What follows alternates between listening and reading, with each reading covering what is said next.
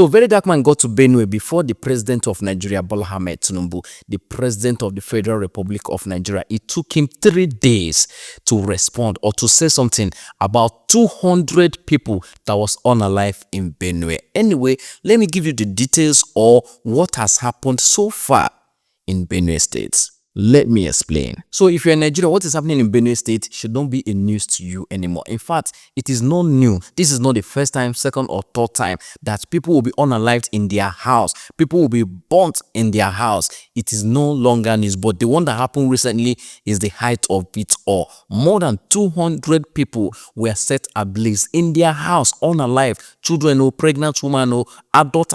In fact, it is so disheartening to look at. Those images I cannot put out here. The most heartbreaking of it all is that the president of Nigeria, Bola Ahmed Tinubu, is ignoring it. It took him up to 3 days for him to respond or to say something about it. Guess what? People like Very Dark Man has gone there able to show the horrific image of what happened in Benue State, to even sympathize with them. Remember, this issue is happening just less than 24 hours that some Benue people came out to rally around or, to campaign for Tinubu's 2027 election. Less than 24 hours they did that, the henchmen or the bad guys came and unalive more than 200 people. In fact, the Nigerian legacy media, the Nigerian traditional medias are not doing justice to this because they are underreporting or they are not even reporting it the way it's happening there because some of them are sugarcoating what is happening in Benue State. In fact, some of them are reducing the figure from 200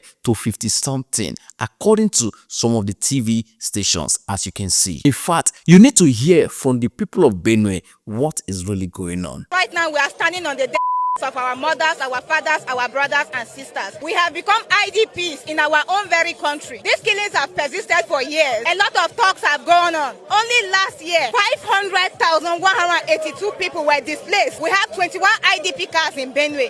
These killings won't stop. Up until this moment, nothing is being done. Why? What is more crazy is the deafening silence from our leaders, the duty bearers, the people who are supposed to speak, the people who are supposed to do something. They are silent. Now we want answers. We want to know what is going on. The government has a duty to protect life and properties. If President Tinubu is overwhelmed by this insecurity in North Central, in Benue, in Plateau, in Taraba, he should step aside. He should resign. Now, the most annoying part of this whole thing is that those people came out to protest against this unalive thing happening in their state. Guess what? Police shot tear gas at them. Tell them, why will you protest? Go back to your house. Let them unalive you. In fact, they need to unalive you more. That is what they mean by tear gassing people who are protesting that you should protect them. The people you are supposed to protect, you are tear gassing them. In fact, that was not all. It was seen in the night that the government or the state government was using escorts to escort cow. They were using police escorts and SUV to escort cow in midnight. Anyway, listen to this. Nonsense. Sister, look at cows in Makurdi.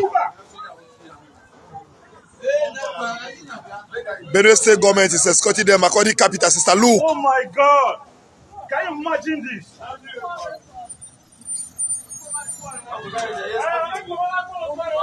Oh, should I also remind you that before the president reacted to what was happening in Benue, he first of all condemned what is happening between Israel and Iran. I don't understand. Your house is burning. You are chasing rats in another person's house. As if that was not enough, he also condemned what is happening in India. The plane crash that happened in India, he condemned that one. But your house is also burning. Something is happening in Benue. The president did not say that. And this is the same president that made his tweet in 2014 condemning Goodluck Jonathan, telling Jonathan that time that matter of security is the responsibility of the president. You saw the tweet here, and make no be like saying I made the talk. You see him. People like Atiku Abubakar, former vice president of Nigeria under Obasanjo regime, and also former presidential candidate of the PDP, also condemned what is happening in Benue State and also gave example what they did when they were in power during the time of Obasanjo. Listen to him. You remember when the Boko Haram started, it was actually in 2002. We were in office. The president sent for me. DP, what do we do about it? It started in your behalf. And I said, Mr. President, let's call the service chiefs and give them a deadline. If they can't put it down, then they should put down their uniforms and go away. Nigerian music legend Two-Face Idibia also have this to say. In fact, his heart bleeds so much that he spoke from the saddest part of his heart. Listen to him. My heart is heavy, terribly sad, terribly angry.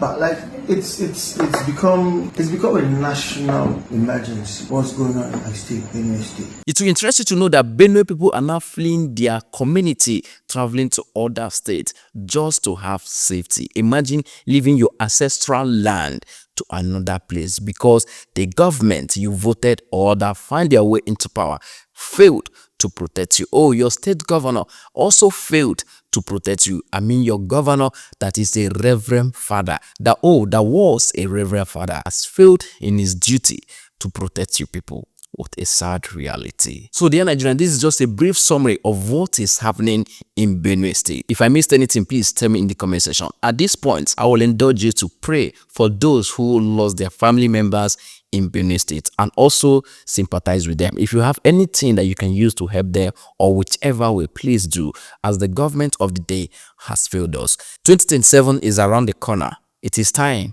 for Nigerians to deliver Nigeria from the hands of this government of the day.